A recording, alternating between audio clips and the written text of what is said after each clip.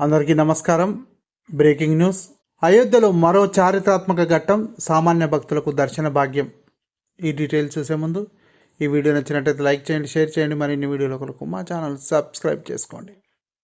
అయోధ్య రామమందిర తలుపులు సామాన్య భక్తులకు తెరుచుకోవడంతో మరో చారిత్రాత్మక ఘట్టం ఆవిష్కృతమైంది. మంగళవారం ఉదయం నుంచి స్వామివారి దర్శన భాగ్యానికి సామాన్యులను అనుమతించారు. సోమవారం ఘనంగా జరిగిన ప్రాణ ప్రతిష్ఠ తర్వాత కేవలం అతిథులు మాత్రమే శ్రీరాముణ్ణి దర్శించుకున్నారు. ఇక నుంచి సామాన్య భక్తులందరూ బాలరాముణ్ణి దర్శించుకోవచ్చు. సామాన్యులను స్వామివారి దర్శనానికి మంగళవారం నుంచి అనుమతిస్తామని శ్రీరామ జన్మభూమి తీర్థ క్షేత్ర ట్రస్ట్ ముందే ప్రకటించింది. దీంతో భక్తులు సోమవారం అర్ధరాత్రి నుంచే మందిరం వద్దకు పెద్ద ఎత్తున చేరుకున్నారు. ప్రభుత్వం ముందు జాగ్రత్తగా భారీ ఎత్తున బలగాలను మోహరించింది. దర్శనం, హారతి వేళల వివరాలను ట్రస్ట్ తమ వెబ్సైట్లో వెల్లడించింది. రాముడి దర్శనం చేసుకోవాలనుకునే భక్తులు తప్పనిసరిగా ఆధార్ కార్డు లాంటి ఏదో ఒక గుర్తింపు పత్రం తీసుకెళ్లాలి.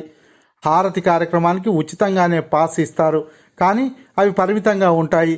ఆన్లైన్లో కానీ ప్రత్యక్షంగా ఆలయం వద్ద కానీ పాసులు తీసుకున్న వాళ్లకే ఆ సమయంలో అనుమతిస్తారు. 5 ఏళ్లలోపు పిల్లలకు మాత్రం మినహాయింపు ఉంది. ఉదయం 7 గంటల నుంచి 11:30 వరకు, మధ్యాహ్నం 2 గంటల నుంచి రాత్రి 7 గంటల వరకు. జాగరణ హారతి ఉదయం 6:30 ఒకరోజు ముందుగానే అడ్వాన్స్ బుకింగ్ చేసుకోవాల్సి ఉంటుంది. సంధ్యాహారతి రాత్రి 7:30 అందుబాటును బట్టి అదే రోజు బుక్ చేసుకునే సదుపాయం ఉంది. బాలరాముడి దర్శనం, హారతి పాసులు ఆన్లైన్లో బుకింగ్ ఇలా: శ్రీరామ జన్మభూమి తీర్థ క్షేత్ర ట్రస్ట్ అధికారిక వెబ్సైట్లోకి వెళ్ళాలి. మీ మొబైల్ నెంబర్తో సైన్ ఇన్ అయి ఓటీపీ ఎంటర్ చేస్తే మీ రిజిస్ట్రేషన్ పూర్తి అవుతుంది.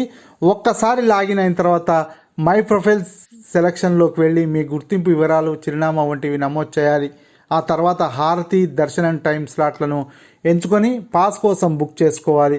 ఆలయ ప్రాంగణంలోకి వెళ్ళిన తర్వాత కౌంటర్లో మీ పాస్ తీసుకొని దర్శనానికి వెళ్ళవచ్చు. ఈ వీడియో నచ్చినట్టయితే లైక్ చేయండి, షేర్ చేయండి. మరిన్ని వీడియోల కొరకు మా ఛానల్ సబ్స్క్రైబ్ చేసుకోండి.